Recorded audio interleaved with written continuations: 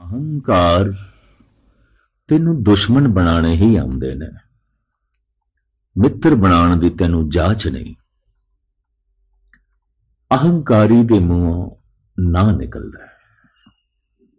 ਅਹੰਕਾਰੀ ਹਾਂ ਨਹੀਂ ਕਰ ਸਕਦਾ। ਜਦ ਸਾਰਾ ਮਾਹੌਲ ਹੀ ਐਸਾ ਹੋਵੇ ਔਰ ਹਾਂ ਕਹਿਣ ਦੀ ਸਹੂਲੀਅਤ ਵੀ ਹੋਵੇ, ਕੁਝ ਵਿਗੜਦਾ ਵੀ ਨਾ ਹੋਵੇ, ਤਾਂ ਵੀ ਹਾਂ ਨਹੀਂ ਕਹੇਗਾ। ਨਾ ਨਾ, जितनी ताकत ज्यादा होए उतना ही जबान पे आ जाता है ना नहीं ना नहीं। कोई कम है और अक्सर कम कार लई लोकी सरकारी दफ्तरां दे जांदे ने। जितनी जिस कोल समर्था है, ताकत है, उस हिसाब नाल ही वो ना करता है। ना करके दसना चाहता है मैं तेनू रोक सकदा, मैं तेरे कम नू रोक सकदा। अहंकार इस महीने विच ते भारत बहुत अहंकारी देश हो गया है। ना ना ना, हां कहना ही भुल गए। हां कहण विच इनू अपना छोटापन प्रतीत होता है। जायज गल भी नौकर ने कह दी है, जायज मंग भी एक नौकर ने मंगी है, तां भी मालिक कहता है ना। नौकर दी हां च हां मिला दईए ना। अहंकारी ना करता है, सबनू ना करता है, और जिथे तक इसकी सतह है उत्थे तक ना करता है। और जितना ना ना करी जाता है उतनी दुश्मनी बनती है।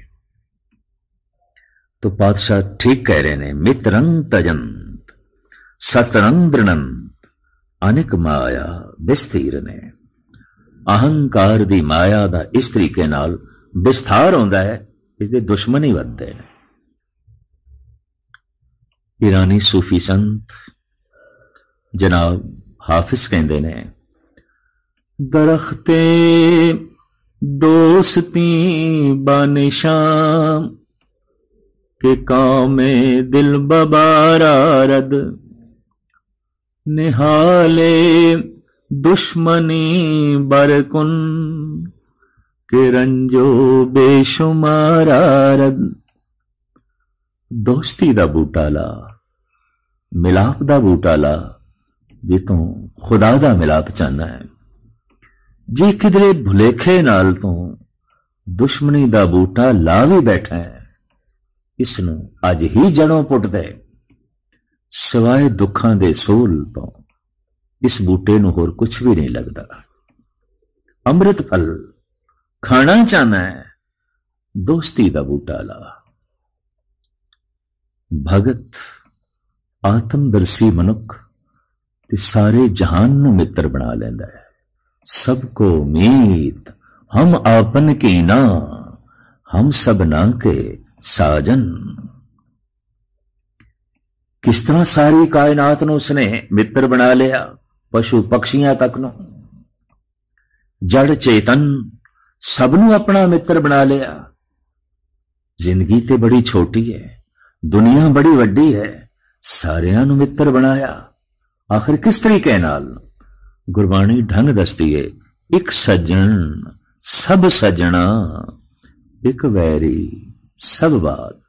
जद उस एक नू सज्जन बना लैंदा है ते एक नाल सज्जनता दा जद रिश्ता जुड़दा है तो सारी अनेकता उस एक दे आसरे ते खड़ी है। अनेकता भी सारी सज्जन बन के रह जाती है। जीवन धन हो जाता है। कहंदे मित्रां विच जीवना स्वर्ग दे च जीवना है, दुश्मनां दे च जीना नरक दे च जीवना है। नरक ही भोग रहे ने हो जो कहंदे गलियां दे कख भी वैरी ने, पर स्वर्ग दे च वो ने जिन्हां ने शैतान नू भी मित्र बना लिया है, दुष्टां नू भी मित्र बना लिया है। सब मित्र सबको मीत हम आपन की ना। पर ये युगत ਅਹੰਕਾਰੀ ਦੇ ਕੋਲ ਨਹੀਂ ਆਉਂਦੀ। ਅਹੰਕਾਰੀ ਜੇ ਅਸਥੂਲ ਢੰਗ ਨਾਲ ਨਹੀਂ, ਅਗਰ ਉਹ ਧਾਰਮਿਕ ਹੈ तो सूक्ष्म ढंग नाल चोट पहुंचावेगा। बड़ी सुंदर एक गाथा है। एक संत बैरागी जंगल दे कुटिया बना साधना विच लीन है ते साधना सारी सिर्फ हंकार नूं मारन वास्ते है। और जिस दिन अहंकार मरदा है निरंकार प्रगट होंदा है। अहंकार जितने चिर तक है जन्म ते मरण चलता है, और जैसे निरंकार प्रगट होता है जन्म मरण मिट जाता है। सरा साधना विच लीन ये योगी ये संत। एक राजा आया दर्शना लई, तपस्या साधना दी बड़ी दूर दूर तक धुम पई। बहुत तपेश्वर है, बहुत जपेश्वर है, बड़ा संजनी है।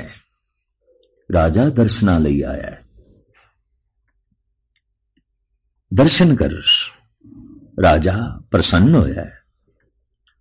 उसने एक बड़ी कीमती मोतियां नाल जड़त पोशाक चोला भेंट कीता। भावें साधु कहन लगा हुण असी इस तरह के चोले पहनना छड़ दिता है, असी ते तन दिते सिर्फ कमली धारण करते हैं। पर वो राजा कहने लगा आखिर मैं खाली हथ किस तरह जो है आप दे दर्शन करा, ये नजराना है, ये भेंट है, चलो नहीं पाना आप रख लो, दे देना किसी नूं। राजा ये नजराना रख के चला गया। कुछ दिनों बाद इस त्यागी वैरागी साधु दा एक मित्र, गूढ़ा मित्र, बचपन दा दोस्त, और वो भी साधु सी, वो भी तपस्या कर रहा सी, मिलन लई आया है। गालबन 10 मील दी वाट पैदल चल के ये जंगल विच संत दी कुटिया कोल पहुंचे है। दूरों वेख इस संत ने स्वागत कीता है और सत्कार मान नाल बिठाया है। रस्मी गुफ्तगू तो बाद जो भिक्षा तो भोजन आया सी वो छकाया। रात बड़े सोहने ढंग नाल प्रभु चर्चा करदियां बतीत हुई। सवेरे इस बैरागी साधु ने कोई 3 घरां विच जाना है, नाल दे पिंड। उन्होंने अपने घरां दे चरण पाण लई बुलाया है। ये बैरागी साधु आए हुए मेहमान मित्र नूं कहंदा है भी इत्थे कलियां बैठिया तुसी तंग हो जाओगे, आओ मेरे नाल चलो। मैं 3 घरां विच जाना है, तुसी मेरे नाल चलो, फिर वापस आ जाते हैं। इस बैरागी साधु ने वो जो राजे ने कीमती चोला दिता सी, मोतियां नाल जड़त बड़ा खूबसूरत, वो कट के दिता और आखे ए पा लो, कस्बे दे चले तुसी पा लो। वो साधु कुछ बेनियाज, ये मेहमान साधु और ये मित्र साधु जो आया है, रमजी मनुख, हरख सोग तो उच्चा मनुख, पहन लिया उसने वो चोला, कीमती चोला। जैसे दोवें कस्बे दे अंदर दाखिल होंदे ने, सारियां दी निगाहां उस चोले ते और चोला जिस साधु ने पहने है उस ते। दुखी हो गया है बैरागी साधु है। कल तक मैं जब इस कस्बे दे च आउंदा सी, ਸਾਰਿਆਂ ਦੀਆਂ ਨਿਗਾਹਾਂ ਮੇਰੇ ਤੇ। ਅੱਜ ਇਹ ਨਿਗਾਹਾਂ ਫਿਰ ਗਈਆਂ ਨੇ। ਅੱਜ ਤੇ ਮੇਰੇ ਮਿੱਤਰ ਤੇ ਚੋਲਾ ਦਿੱਤਾ ਹੈ, ਲੇਕਿਨ ਅੰਦਰ ਖਿਆਲ ਆਇਆ ਹੈ ਇਹ ਤੇ ਮੇਰੇ ਨਾਲੋਂ ਮਹਾਨ ਪ੍ਰਤੀਤ ਹੁੰਦਾ ਹੈ। ਸਾਰੇ ਇਸ ਨੂੰ ਪੈ ਵੇਖਦੇ ਨੇ। ਖੈਰ, ਜਿਸ ਘਰ ਵਿੱਚ ਜਾਣਾ ਸੀ ਗਏ। ਆਓ ਭਗਤ ਹੋਈ, ਸਨਮਾਨ ਨਾਲ ਬਿਠਾਏ ਗਏ ਔਰ घर वालियां ने सुभावक पूछया उस बैरागी साधु तो, ये जो नाल आए ने ये कौन ने? क्योंकि सारे घर वाले अखां फाड़ फाड़ के उसनू वेख रहे ने। सोना चोला पहनिया होया है, मुखड़े ते शांति झलकदी है, निर्माणता बिखरदी है, रहस बिस्माद अखां दे विच है। तो सारे घर वाले उस तो प्रभावित ने। पुछदे ने, संत जी ये नाल फड़े कौन आए ने? दुखत होके कहंदा है, मेरे मित्र ने कल आए सन, मेरे बचपन दे दोस्त ने, साधु ने, साधना करदे ने, बड़े ज्ञानी ने, जपीश्वर ने, तपीश्वर ने, पर ये जिहड़ा चोला है ना ये मेरा है। हुण इस ढंग नाल ते तारफ नहीं कराईदा, लेकिन अहंकार उबल पिया, बुलवा दिता अहंकार ने, मेरा है चोला, मेरा है। खैर, जब उस घर तो रुखसत होए,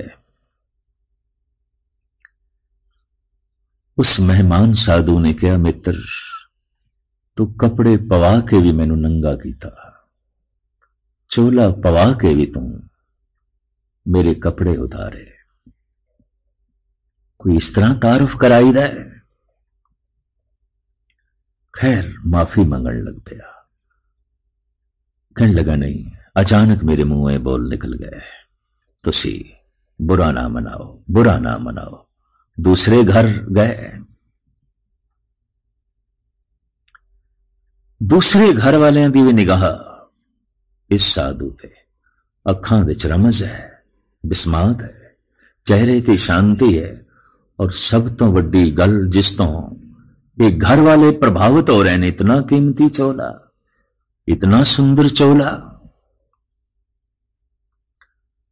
तो दूसरे घर वालियां ने भी यही पूछा, संत जी ये नाल कौन महात्मा आए ने, ये कौन ने?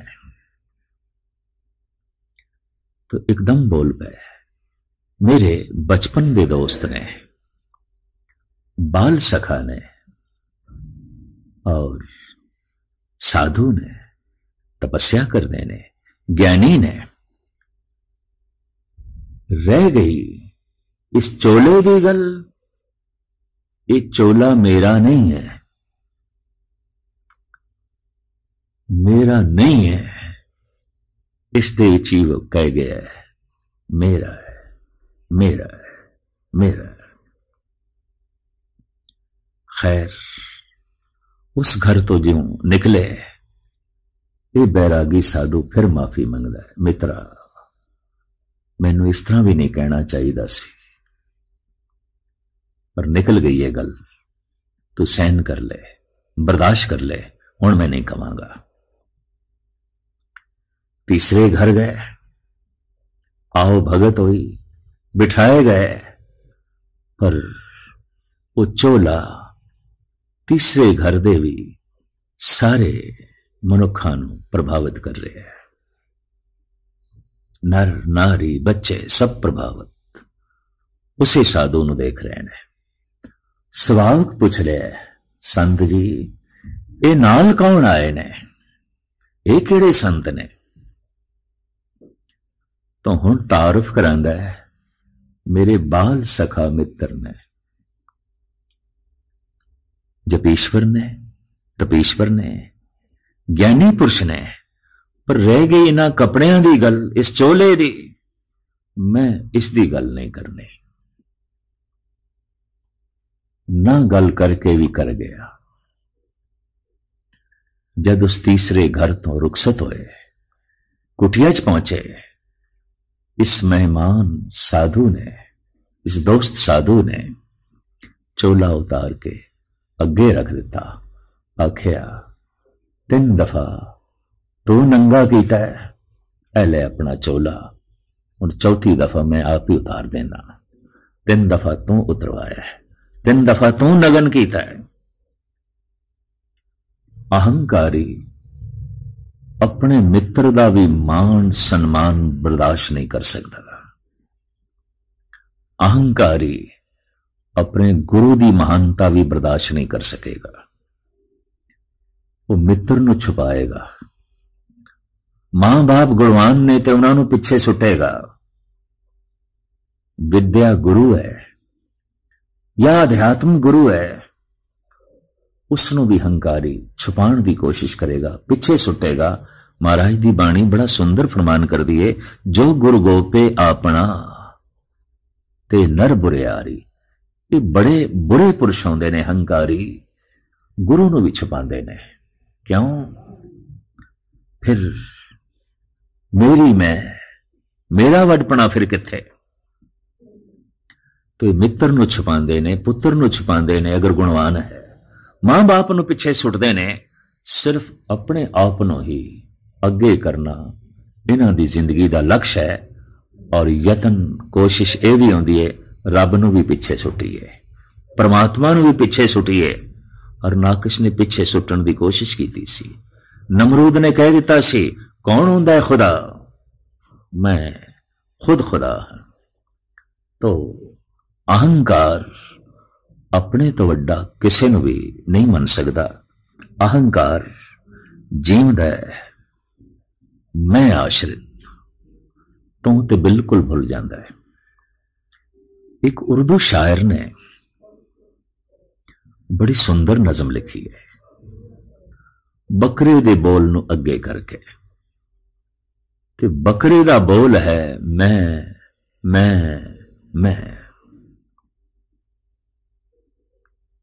इसे नूं आधार बना के इस शायर ने बड़ी सुंदर कल्पना की है।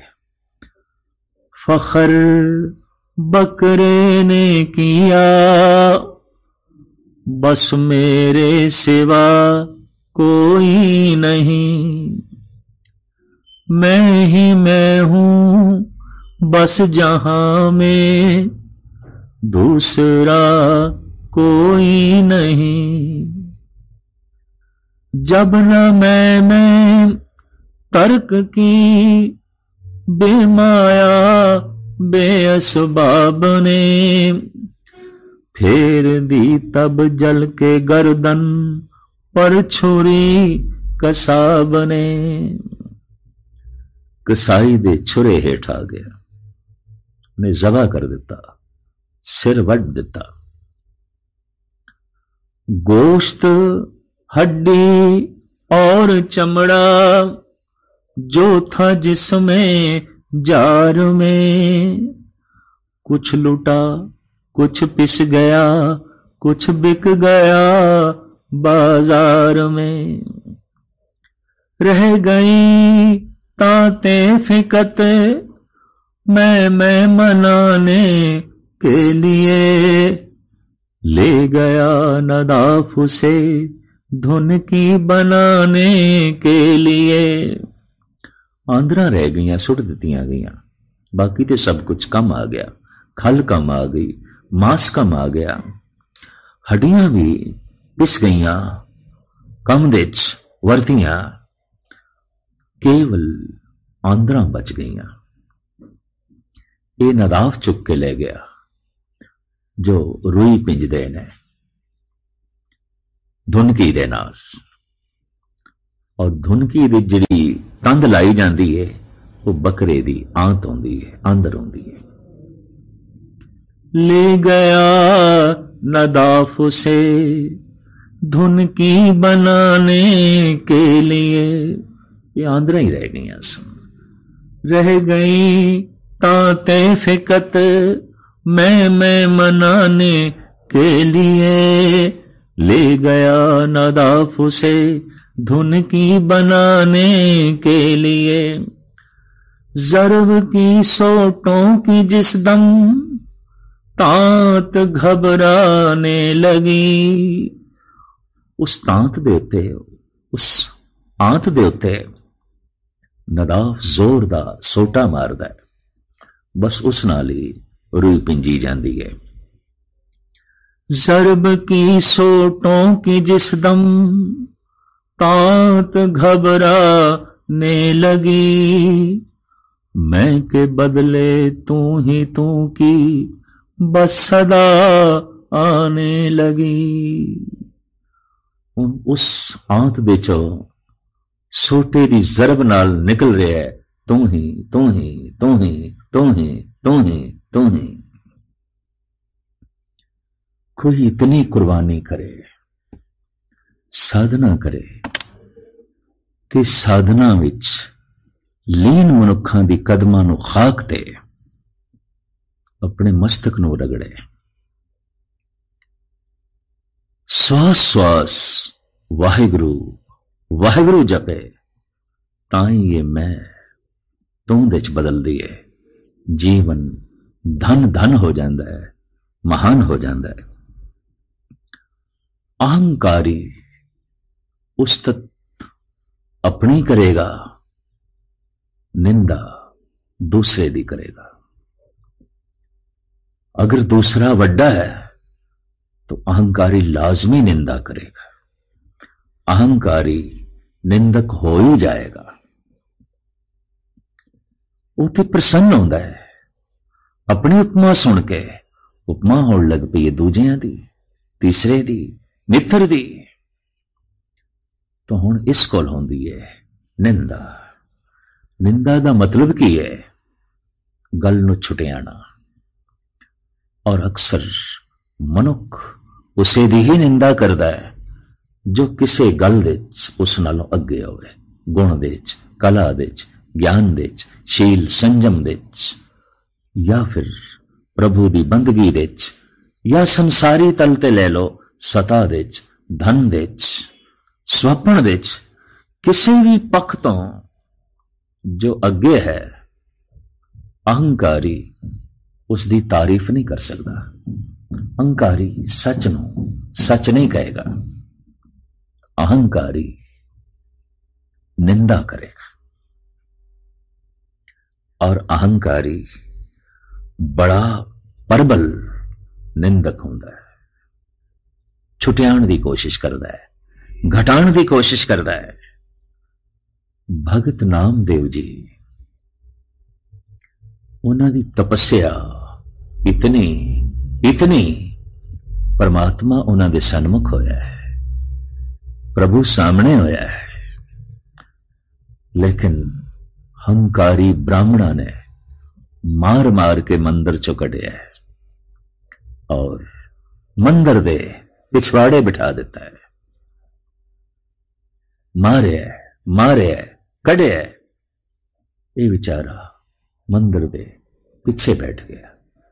पहले थे मूर्ति दे सन्मुख सी, मूर्ति नामदेव दे सन्मुख सी, पर हुण पिछे।